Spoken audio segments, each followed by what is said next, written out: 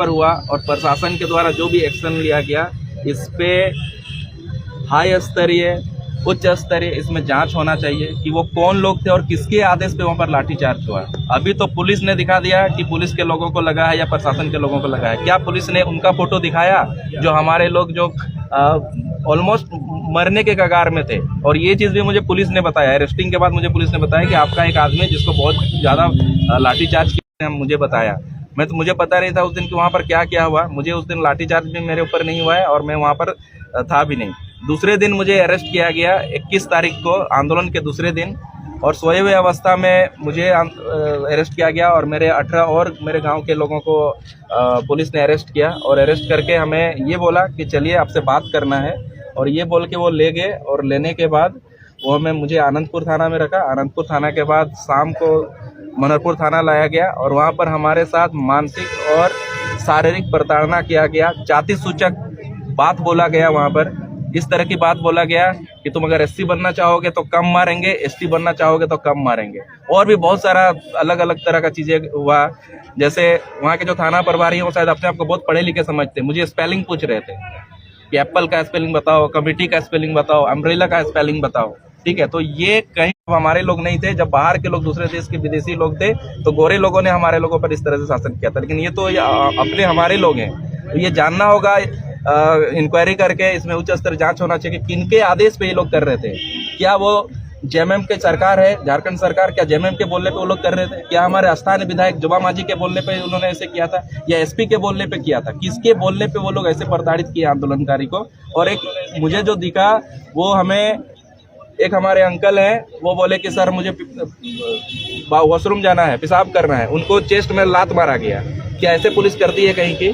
तो इसीलिए अब ये आंदोलन बरियात हो चुका है। मेरा जॉब भी ऑलमोस्ट जा चुका है, शायद मुझे अभी पता नहीं है। 70 दिन के बाद मैं आज बाहर आ रहा हूँ, मेरा नौकरी भी जा चुका है। अब मेरा पूरा जिंदगी मैं कुर्बान कर दूंगा हर झारखंडी दलित, शोषित, आदिवासी परिवार। जिंदाबाद जिंदाबाद अमित माता जिंदाबाद जिंदाबाद जिंदाबाद अमित माता जिंदाबाद जिंदाबाद जिंदाबाद। दलित, शोषित जितने भी लोग हैं जो अपने हक अधिकार के लिए लड़ रहे हैं, वो किसी भी जाति धर्म का बिलोंग करता हो, मैं उसके लिए खड़ा रहूंगा और अपना पूरा जिंदगी उनके लिए मैं लगा दूंगा।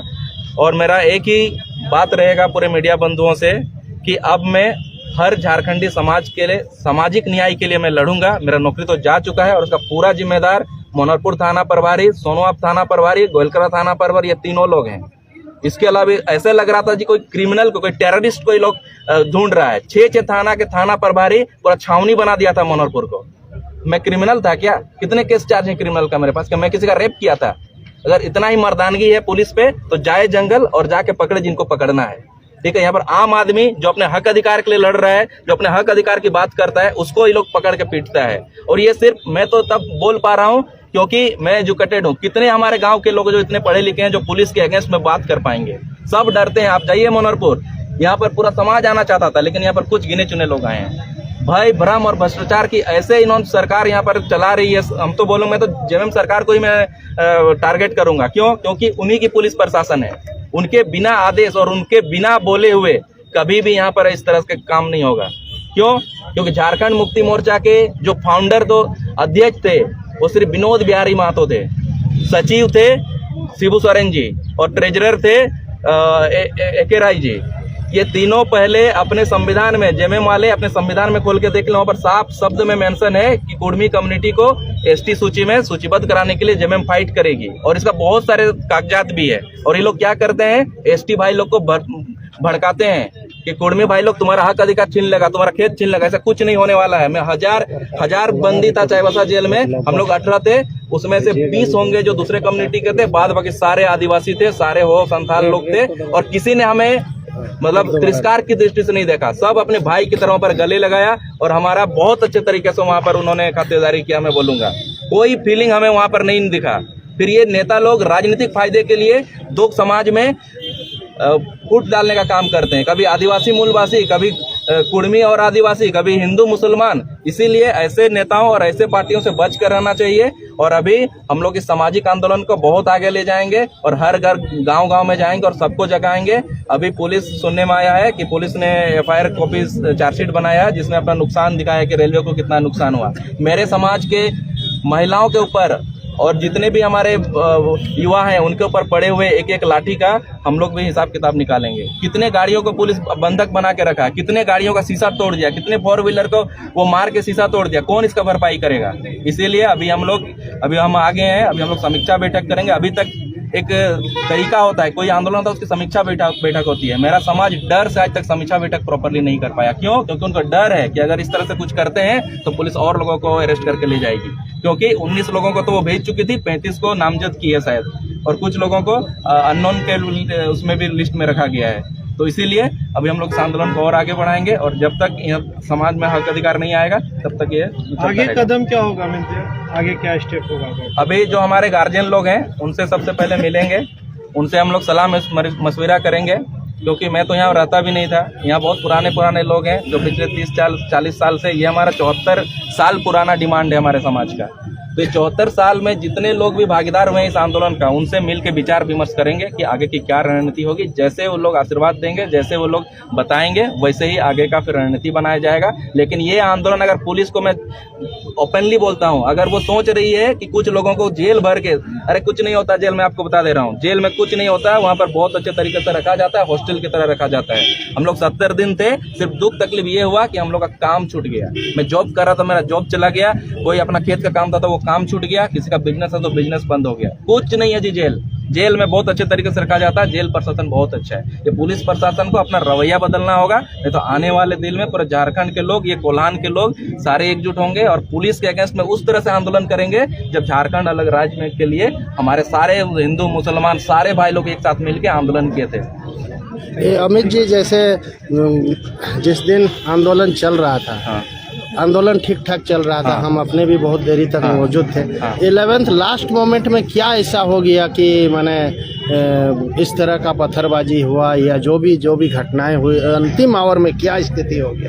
देखिए, मैं आपको बता दे रहा हूँ, ये आंदोलन 74 साल पुराना है। आज तक कहीं पर मेरे समाज ने पत्थरबाजी नहीं किया है। दिल्ली से लेके आपका गांव, जिस गांव में हमारा गांव बसता है, 40,000 गाँव है झारखंड, उड़ीसा, बंगाल में कुर्मियों का।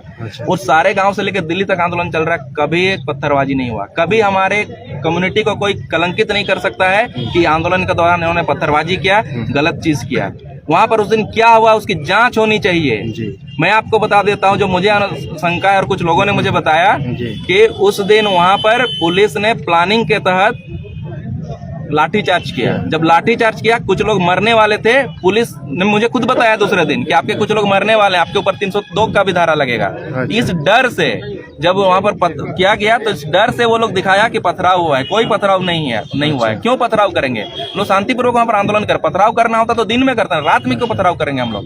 तो वो लोग इसका गलत वो कर रहे हैं, इल्जाम लगा रहे हैं समाज को, और समाज अभी डरा हुआ है, इसलिए समाज ने इसका जवाब नहीं दिया। लेकिन अभी हम आ गए हैं। हम सामाजिक काम बहुत एक्टिवली इस एरिया में नहीं करते थे क्योंकि हम अलग अलग आंदोलन में थे। अब हम सारे आंदोलन को करेंगे, किसी भी समाज का आंदोलन होगा। आज देखिए, आदिवासी सरकार है हमारी, ठीक है ना, हम लोगों ने वोट दिया।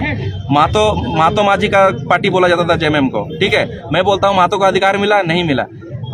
माझी समाज को भी क्या हर गांव में उनको अधिकार मिला? का अधिकार नहीं मिला। आज भी बहुत लोग गरीब है, बहुत लोग पिछड़े हैं, अभी भी बहुत लोगों को एजुकेशन की फैसिलिटी नहीं मिली है, हेल्थ का फैसिलिटी नहीं मिला है। मेरा हो समाज जो सबसे ज्यादा पॉपुलेशन है पश्चिम सिंहभूम में, कोल्हान में, उनको हो भाषा जो इतना पुराना भाषा है, आज तक उस भाषा का मान्यता नहीं मिला, उसको मातृभाषा कैटेगरी में रखा गया है। तो इसीलिए अगर जरूरत पड़ेगा तो हो समाज, महतो समाज, माझी समाज, सब लोग मिलके हम लोग एक साथ आंदोलन करेंगे अपने अपने सामाजिक न्याय के लिए। जैसे मेरा सामाजिक न्याय है, दिन है 6 सितंबर 1950 से पहले सरकारी जितना भी दस्तावेज है, हर दस्तावेज में आप पाएंगे कि झारखंड के टोटेमिक कुर्मी जो छोटा नागपुर पठार में, छोटा नागपुर प्लेट्यू में बसवास करते हैं, ये लोग आदिम जनजाति में आते थे। पहले शेड्यूल ट्राइब वर्ड नहीं था, आदिम जनजाति, जिसको हम लोग एबोरिजिनल ट्राइब बोलते थे, उसी को 6 सितंबर 1950 में अमेंडमेंट कर दिया गया कॉन्स्टिट्यूशन में, शेड्यूल ट्राइब। उस शेड्यूल ट्राइब में 13 और कम्युनिटी थी जो हमारे बिहार और झारखंड के थे, उसमें हम लोग का कुर्मी कम्युनिटी भी था।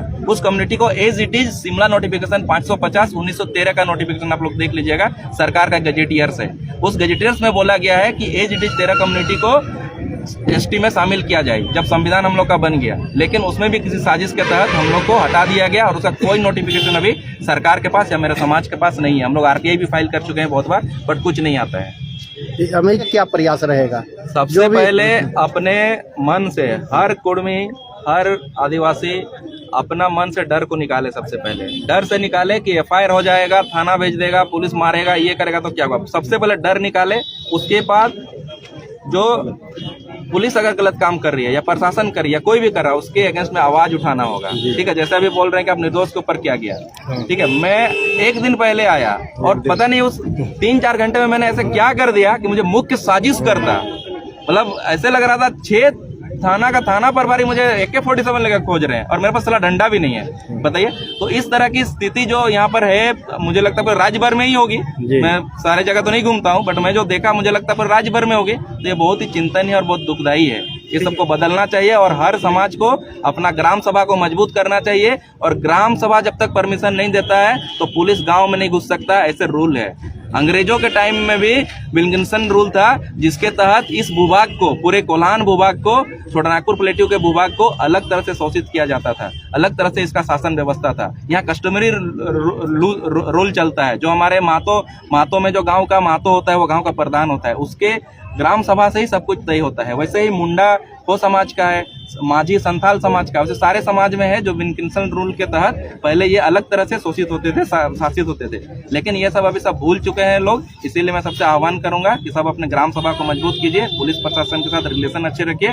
पुलिस प्रशासन को ये नहीं लगना चाहिए कि भाई हम तो यहाँ के बॉस है, हम जो चाहेंगे वो कर सकते हैं। ये गलत रवैया है। अगर आप इस तरह का रवैया रखते हैं तो आप युवा दिल्ली, मुंबई और कलकत्ता जहां पर पढ़ रहा होगा, वो आएगा अपने घर गांव में और अपने हक और समाज के न्याय के लिए आंदोलन करेगा और आपको अंदर करवाएगा। आज आपने 19 लोगों को 17 दिन अंदर किया ना, अब आप भी रेडी हो जाइए। आपके ऊपर उच्च स्तरीय जांच होगा।